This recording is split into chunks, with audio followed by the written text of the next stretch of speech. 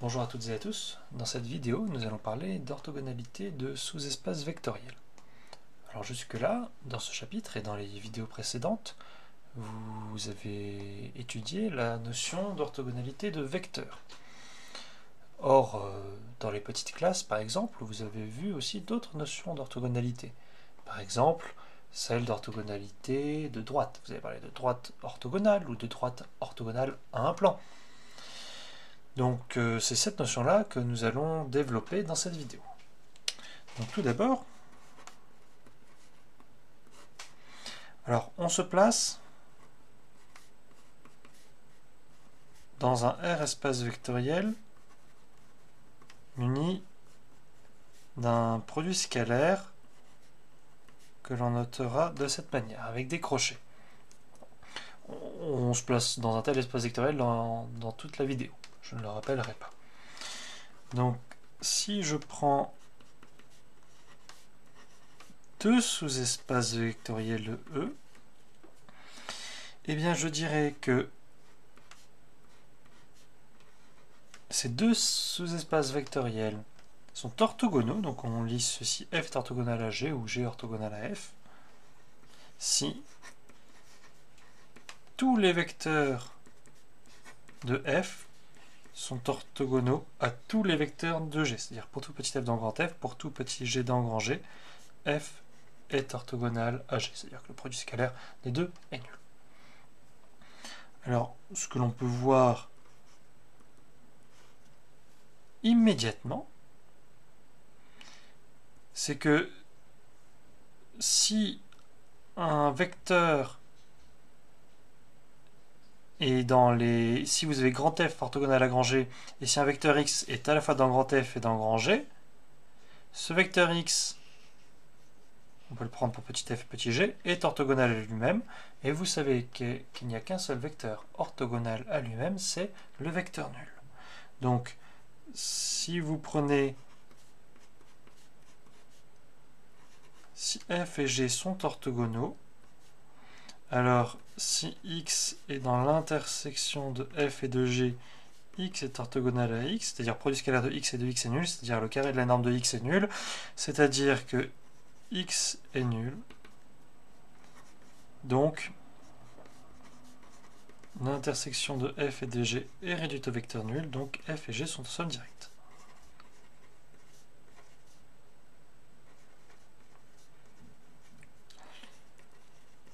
Donc ça c'est déjà quelque chose d'intéressant, d'utile. Une question que l'on peut se poser, c'est comment vérifier que des sous-espaces vectoriels sont orthogonaux, notamment s'ils nous sont donnés sous forme paramétrique, c'est-à-dire décrits comme des sous-espaces vectoriels engendrés par des familles. Alors ça c'est très simple, il suffit que les vecteurs qui engendrent chacun des sous-espaces vectoriels soient 2 à 2 orthogonaux. Donc si je prends F1, FP, G1, GQ des vecteurs de E, eh bien, le sous-espace vectoriel engendré par la famille F1, FP est orthogonal au sous-espace vectoriel engendré par la famille G1, GQ, si et seulement si tous les FI sont orthogonaux à tous les GJ. C'est-à-dire que pour tout I entre 1 et P, pour tout J entre 1 et Q, FI orthogonal à GJ. On le démontre, mais c'est vraiment très simple. Alors dans un sens, c'est immédiat. Si ces deux sous-espaces vectoriels sont orthogonaux, tous les FI sont dans le premier, tous les GJ sont dans le deuxième, donc tous les FI sont orthogonaux à tous les GJ par définition. La seule chose qui a démontré, c'est dans l'autre sens.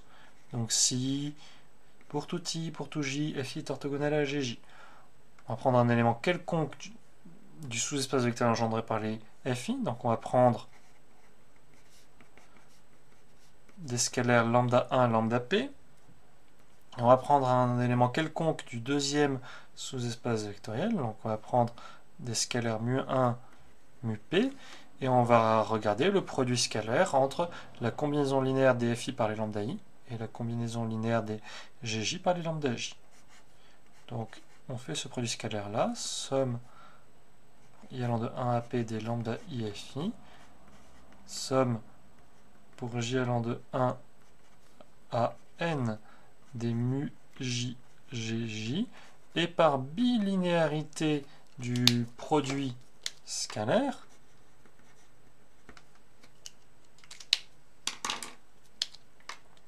ceci s'écrit comme une somme double. Donc la somme pour I allant de 1 à P, on fait un double développement, la somme pour J allant de 1 à N, des lambda I mu J, fois le produit scalaire de FI et de GJ. Et ce produit scalaire est nul par orthogonalité de FI de J. Donc ceci est nul. Donc cela montre bien qu'un vecteur quelconque de ce premier sous-espace vectoriel est orthogonal à un vecteur quelconque de ce deuxième sous-espace vectoriel. Donc par exemple,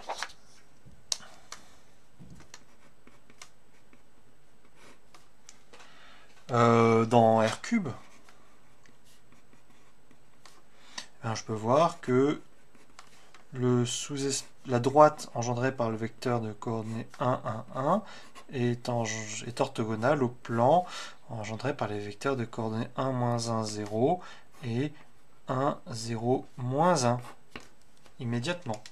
Parce que, alors dans le plan, bien sûr, muni de la structure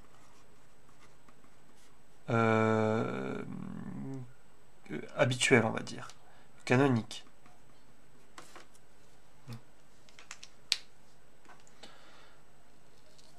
Usuel, on dit aussi parfois. Tout simplement. Donc, cette droite est orthogonale à ce plan, tout simplement parce que ce vecteur est orthogonal à celui-là et à celui-là, immédiatement. Donc ça se fait assez simplement. Alors, une autre notion d'orthogonalité, c'est, par exemple, quand vous avez une droite dans le plan, quand vous regardez vectoriellement, vous avez aussi la droite qui lui est orthogonale. Donc on parle de l'orthogonale. Alors ici, ça sera d'une partie. Donc une autre définition à connaître. On se place toujours dans le même espace vectoriel E. Donc si je prends X une partie de E, eh bien j'appelle orthogonale de X, je note ainsi, c'est l'ensemble des éléments de E, je dis des Y dans E, qui sont orthogonaux à tous les éléments de grand X. Tel que pour tout X dans grand X, Y est orthogonal à X. Bon, on ferme un ensemble. Donc si on doit faire un dessin dans R2 muni de la structure usuelle,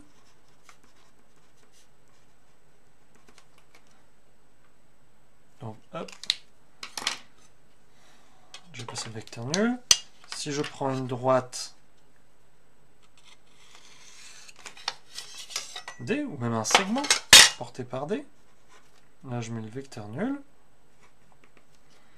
Quel est l'ensemble des vecteurs orthogonaux à D? Bien, hop, on obtient ceci. Une structure de droite. C'est la droite orthogonale à D. C'est quelque chose d'assez naturel. Eh bien, on va généraliser cela. Enfin, on va généraliser tout ce qu'on peut voir là-dessus. C'est-à-dire que l'orthogonale est un sous-espace vectoriel, et puis qu'on peut raconter plein de choses dessus. Donc, on a trois propriétés importantes.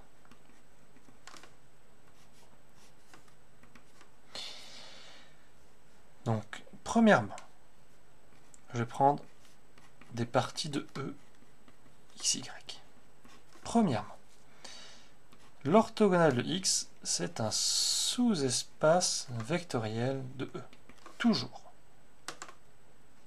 Deuxièmement, si x est inclus dans y, on va comparer les orthogonaux de x, l'orthogonale de x avec l'orthogonale de y, donc on va comparer les orthogonaux de x et de y. Ben, il faut voir que plus on rajoute d'éléments, plus on a de contraintes, donc plus l'orthogonale diminue. Donc on va voir que l'orthogonale de y est inclus dans l'orthogonale de x. Donc l'application qui a un élément associé qui a une partie associée son orthogonale, c'est une application décroissante au sens de l'inclusion. Et enfin, on a assez naturellement qu'une partie est inclue dans l'orthogonale de son orthogonale, c'est ce qu'on appelle le bi-orthogonal. Et on va expliquer tout ça.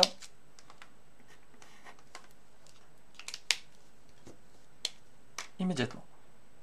Donc démonstration. Alors pour le premier point, on pourrait revenir à aux définitions de sous-espaces vectoriels. Mais on peut aussi voir que ceci, y orthogonal à x, ça s'écrit produit scalaire de x avec y est égal à 0. Et que ax fixé, l'application ky dans le produit scalaire de x et de y est linéaire, par bilinéarité du produit scalaire. Donc, d'un point de vue abstrait, on peut voir que l'orthogonale de x s'écrit comme l'intersection pour tous les éléments petit x de grand X du noyau de l'application produit scalaire avec x. Et on sait qu'un noyau, le noyau d'une application linéaire, d'une forme linéaire ici, est un sous-espace vectoriel de E, et une intersection de sous-espace vectoriel de E est un sous-espace vectoriel de E. Donc ceci, c'est un sous-espace vectoriel de E comme intersection de sous-espace vectoriel. Alors, pour le deuxième, si je prends un élément que je vais appeler petit e dans l'orthogonale de y, ça veut dire que pour tout élément petit y de grand y, e est orthogonal à y, à petit y, mais si je prends un élément de x est dans y, donc e est orthogonal à x. Donc finalement, e appartient bien à l'orthogonale de x. Donc tout élément orthogonal à tout élément de y est orthogonal à tout élément de x. Tout simplement. Et enfin,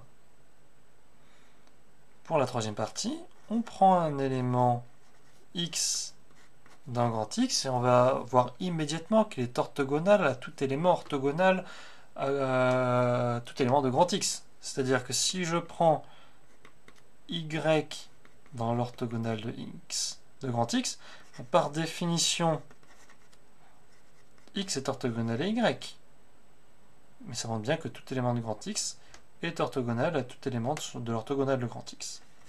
Donc on a bien x qui appartient à l'orthogonale de grand X. Alors, on pourrait se poser la question de est-ce que cette inclusion est une égalité? Et la réponse est en fait contenue dans la première partie. Hein, c'est jamais, dans le cas général, parce qu'un bi-orthogonal, le bi-orthogonal de grand X, est toujours un sous-espace vectoriel de E.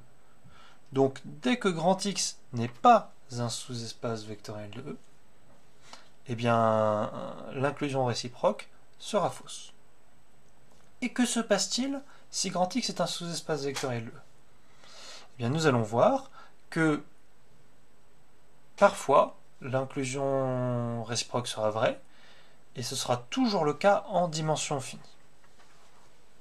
Donc c'est l'objet du résultat fondamental, central de cette vidéo. On peut même l'appeler théorème. Donc c'est le cas où E est de dimension finie. Donc on prend, je rappelle qu'un espace vectoriel réel muni d'un produit scalaire et de dimension finie, c'est ce qu'on appelle un espace euclidien. Donc je prends un espace euclidien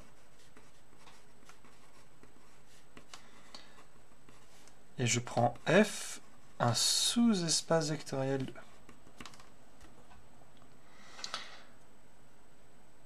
Alors,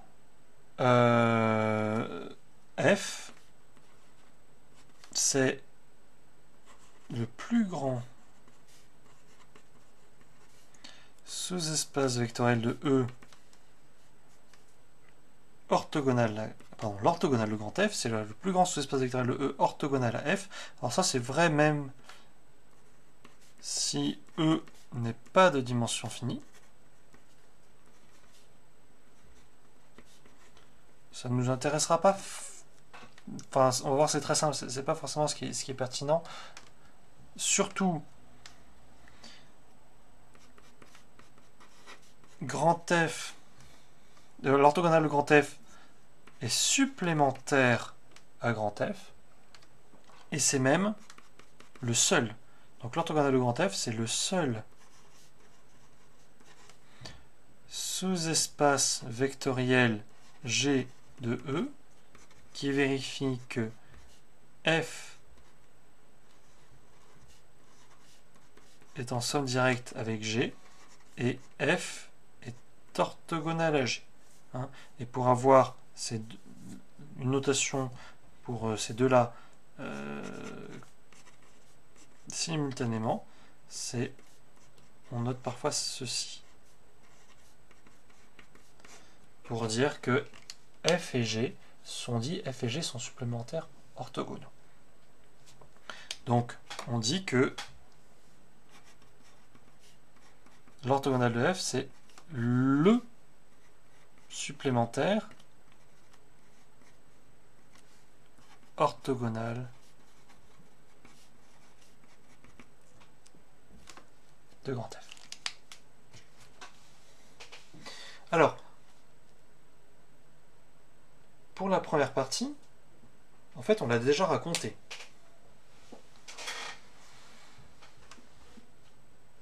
C'est inclus dans le... dans la... Comment dire, c'est inclus dans la définition, en fait.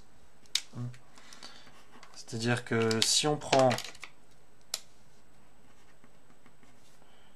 G, un sous-espace vectoriel de E qui vérifie F est orthogonal à G, et bien par définition, tout élément de grand G est orthogonal à tout élément de grand F, donc G est inclus dans l'orthogonal de grand F. Et l'orthogonal de grand F est un sous-espace vectoriel de E orthogonal à grand F. Donc ça c'est immédiat, il n'y a rien à dire.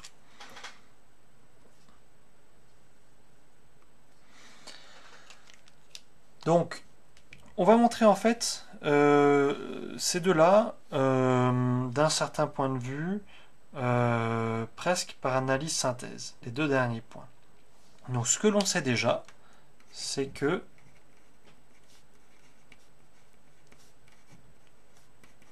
F et l'orthogonale de F sont en somme directe. Pardon. Et en fait, on va reconstruire l'orthogonale de grand F. Comment? Par complétion de bases orthonormées, c'est-à-dire en pratique par orthonormalisation de Gram-Schmidt.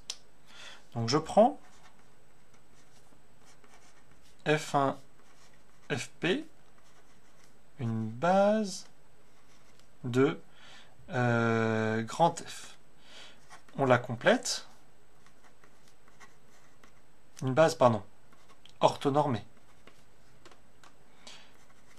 Et on la complète en une base orthonormée F1 Fn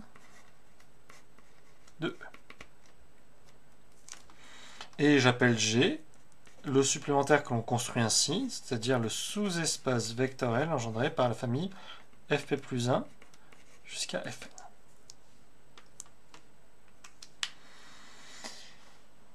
Et on a plusieurs choses qui arrivent automatiquement. Premièrement, par concaténation de base,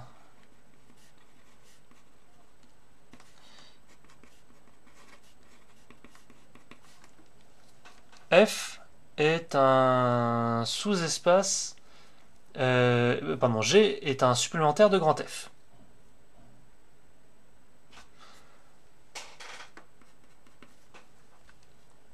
Ensuite, on sait que si I est entre 1 et P et J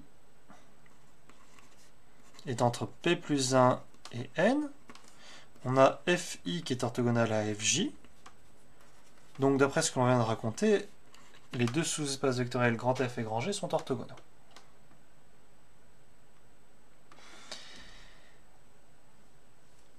Donc, en fait, grand G est un sous-espace, est un supplémentaire, pardon, orthogonal de grand F. Mais de ceci, on a que grand G est inclus dans grand F. Or, comme l'orthogonale de grand F est en somme directe avec grand F, eh bien, la dimension de l'orthogonale de grand F, c'est plus petit que la dimension de E moins la dimension de grand F. Ben, ceci, c'est la dimension de ce supplémentaire G. Donc, conclusion, l'orthogonale de grand F, c'est égal à G. Donc, l'orthogonale de grand F, ben, en fait, c'est bien ce supplémentaire orthogonal que l'on avait trouvé avant.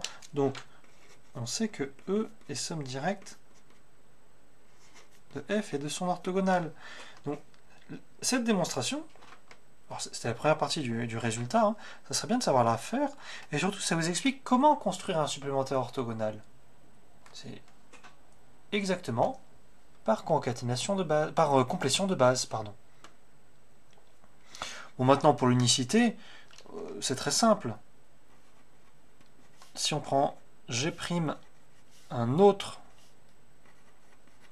supplémentaire orthogonal, donc si on prend G' un supplémentaire orthogonal le grand F, ben on a immédiatement que G' est orthogonal à tout élément de grand F, donc est inclus dans l'orthogonale de grand F.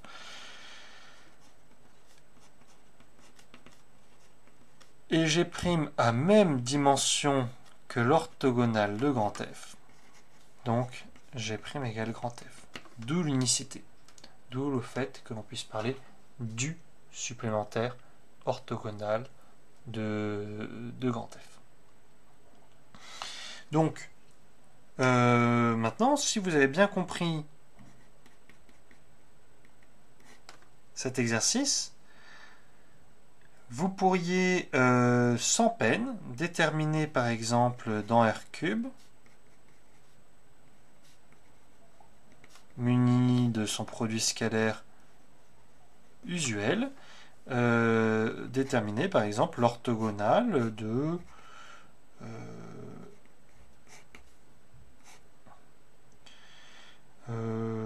allez, on va prendre ceci, de ce sous-espace vectoriel. On prend quelque chose de simple. Donc vous devriez facilement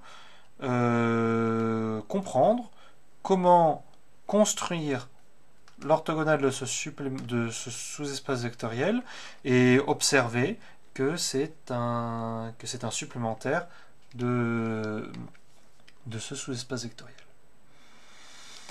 Alors, le fait que un sous-espace vectoriel et son orthogonale soient supplémentaires n'est vrai qu'en dimension finie.